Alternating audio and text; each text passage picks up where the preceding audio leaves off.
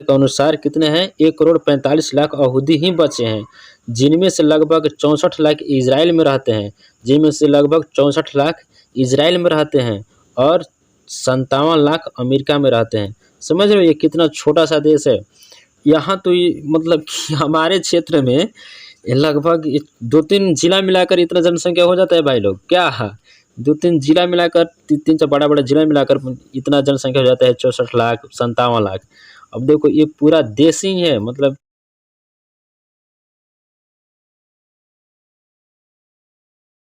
तो हम यहूदी धर्म के बारे में पढ़ेंगे। पिछले वीडियो में बौद्ध धर्म के बारे में पढ़ा था, ठीक है।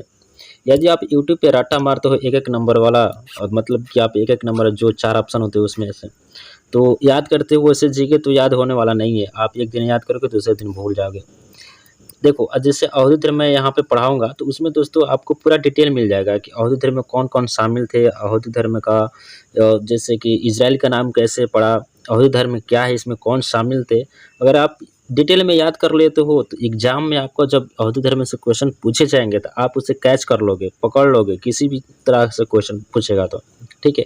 चलते हैं सिंपली शुरुआत करते हैं।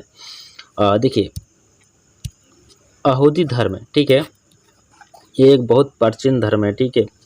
देखिए यहाँ पर यहूदी धर्म विश्व के प्राचीनतम धर्मों में से एक है, यानी कि जितने भी इतिहास में धर्म हुए हैं, पुराने से पुराने, प्राचीनतम का मतलब होता है क्या, पुराना, धर्मों में से एक है जिसे दुनिया का प्रथम एकस्वरवादी धर्म माना जाता है। यहाँ पे शब्द आ रहा है एकस्वरवादी, इसका मतलब होता है कि एक ही देश में फैला हुआ था यह धर्म, ठीक है। यहूदी धर्म एक ही देश में फैला हुआ था, ऐसा माना जाता है, ठीक है। ये 100% रियल नहीं हो सकता, ठीक है, 100% रियल नहीं हो सकता, ऐसा माना जाता है, ठीक है। अब देखते हैं कि सामान्यतः माना जाता है कि दुनिया के सबसे पुराने धर्मों में से एक यहूदी धर्म से ही ईसाई और इस्लाम धर्म की उत्पत्ति हुई। ऐसा ये माना जाता है कि जो यहूदी धर्म है ना, उसी से ईसाई और इस्लाम धर्म की उत्पत्ति हुई। याद रखिएगा कि इस्लाम धर्म की उत्पत्ति कहाँ से हुई, तो यहूदी धर्म से हुई, ऐसा माना जाता है, ठीक है। उत्पत्ति हुई करीब 4000 वर्ष पुराना ये धर्म है। कितने वर्ष पुराना धर्म है, 4000 वर्ष पुराना ये धर्म है, कौन, यहूदी धर्म है, ठीक है। सिंपली आगे समझते हैं। कोई डाउट है, नो डाउट है, चलिए आगे देखते हैं। ये ईश्वर को त्रिएक के रूप में समझते हैं, ये ईश्वर को त्रिएक के रूप में समझते हैं, ठीक है। अर्थात परम पिता परमेश्वर यानी कि पहले हो गए, उनके पुत्र ईसा मसीह यानी कि ये दूसरे नंबर का हो गए, और पवित्र आत्मा, ये त्रिएक को ये ईश्वर को त्रिएक के रूप में समझते थे। पहला होगा परम पिता परमेश्वर और ईसा मसीह और पवित्र आत्मा, ठीक है। यहूदी अपने भगवान को अहवे या अहोवा कहते हैं। यहूदी अपने भगवान को अहवे या अहोवा कहते हैं, ठीक है।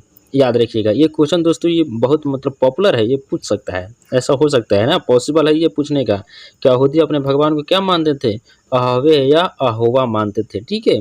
सिंपली याद रखिएगा। अब नेक्स्ट देखते हैं। यहूदी धर्म के सर्वप्रथम पैगंबर अब्राहम यानी कि जिसे इब्राहिम भी बोला जाता है को माना जाता है। किसको, यहूदी धर्म के सर्वप्रथम पैगंबर किसको माना जाता है। जैसे यहाँ पर देखिए बौद्ध धर्म के संस्थापक कौन थे, गौतम बुद्ध थे, उसी प्रकार से पैगंबर वहाँ माना जाता है उस धर्म में, ठीक है। तो वहाँ का पैगंबर कौन थे, मतलब संस्थापक को पैगंबर, तो अब्राहम थे, ठीक है, को माना जाता है, जो ईसा से यानी कि ईसा से ये 2000 वर्ष पूर्व थे, यानी कि ये पहले जन्मे थे, चाहे जो भी मतलब 2000 वर्ष पहले हैं, ठीक है। नेक्स्ट देखते हैं। पैगंबर अब्राहम के बेटे का नाम हजरत इसहाक, पैगंबर के बेटे का नाम क्या था, हजरत इसहाक, यानी कि इब्राहिम के बेटे का नाम हजरत इसहाक था, और दूसरे का नाम हजरत इस्माइल था। पहला का नाम हजरत इसहाक और दूसरा का नाम हजरत इस्माइल था, लेकिन इन दोनों की माता अलग अलग थी। कहने का मतलब कि ये क्या था, ये पैगंबर जो था अब्राहिम ने 2-2 पत्नियों को रखा था, हालांकि उस धर्म में तो चलता ही है, ठीक है।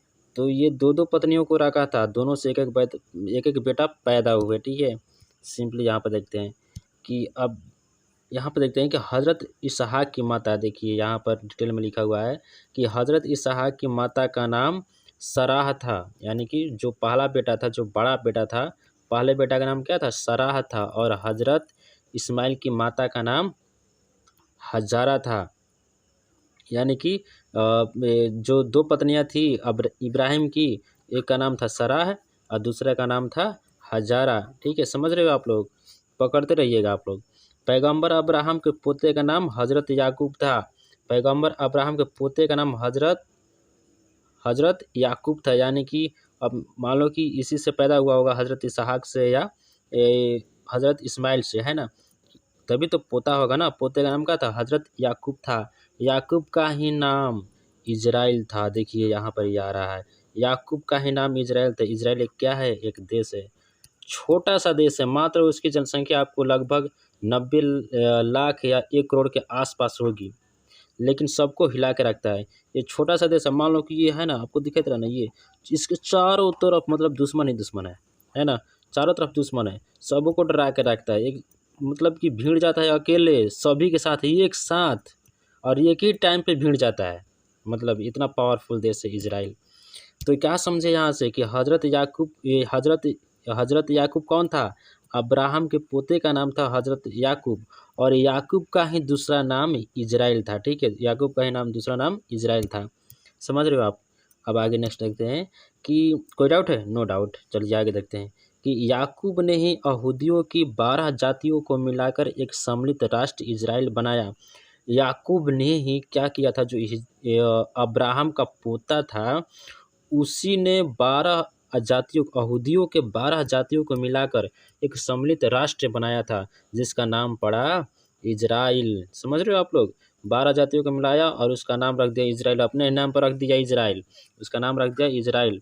हजरत याकूब का नाम था इजराइल, और उसने 12 जातियों को मिलाकर उसने इजराइल नाम रख दिया, एक देश का निर्माण कर दिया, मतलब राष्ट्र का निर्माण कर दिया। समझ रहे हो?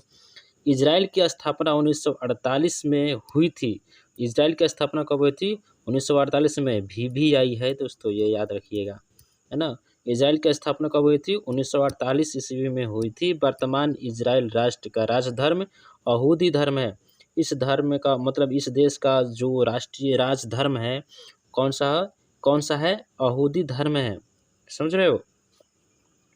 और हमारे हमारे देश का क्या है? हिंदू धर्म है। यहाँ पे तो कई धर्म के लोग रहते हैं, ठीक है, तो हालांकि राज धर्म तो हिंदू धर्म ही माना जाता है ना। सिंपली यहाँ पर देखते हैं कि याकूब के बेटे का नाम यहूदा था। याकूब के बेटे का नाम यहूदा था। याकूब याकूब कौन था? ये इसने क्या किया था? अपने नाम पर इजराइल देश नाम रख दिया था। ठीक है, यहूदियों के 12 जातियों को मिलाकर। तो याकूब का बेटे का नाम यहूदा था। इसके वंशज को यहूदी कहा गया। इसके वंशज को क्या कहा गया? यहूदी कहा गया।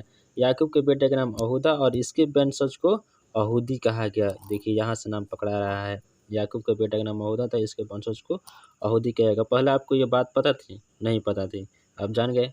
सिंपली डिटेल में पढ़ने का यही फायदा होता है दोस्तों। डिटेल में पढ़ोगे आप, क्वेश्चन आपको कहीं से पकड़ लोगे, और 1 नंबर 2 नंबर का ये सब देखोगे, 1 नंबर या सब, ये सब भूल जाओगे कभी ना कभी, ऐसा होता है ना। अब देखिए, यहूदियों की धर्म भाषा इब्रानी। यहूदियों की धर्म भाषा क्या थी? इब्रानी था, जिसे इब्रानी को क्या बोलते हैं? हिब्रू। और यहूदी धर्म ग्रंथ का नाम तनख। यहूदी धर्म ग्रंथ का नाम क्या है? तनख। याद रखिएगा, VBI है, ऐसा पूछा जाता है 1 नंबर में शामिल कर जो हिब्रू भाषा में लिखा गया है। जो यहूदी धर्म का ग्रंथ है तनख, उसको किस भाषा में रखा गया है? हिब्रू भाषा में लिखा गया है, यानी कि इब्रानी भाषा में लिखा गया है। आगे देखते हैं, तनख को तालमुद्र या तोरा भी कहते हैं। तनख क्या है? मतलब कि यहूदी धर्म ग्रंथ है, इसी को तालमुद्र या तोरा भी कहते हैं। आगे देखते हैं, अभी तक यहाँ पे कोई डाउट है? नो डाउट है। देखिए आगे चलते हैं।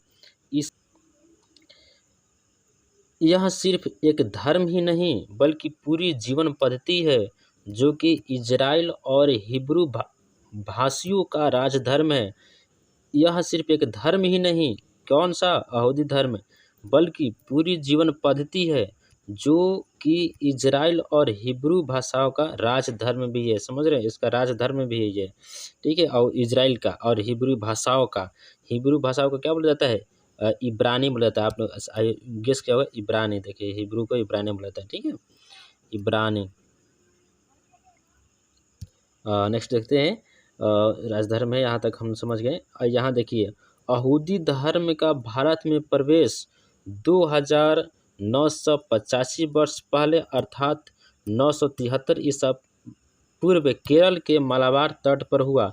यानी कि जब ये प्रवेश किए थे यहूदी धर्म में, कब प्रवेश किया भारत में, लगभग 3000 वर्ष पूर्व, एग्जैक्ट बोला जाए तो 2985 वर्ष पहले अर्थात 973 ईसा पूर्व।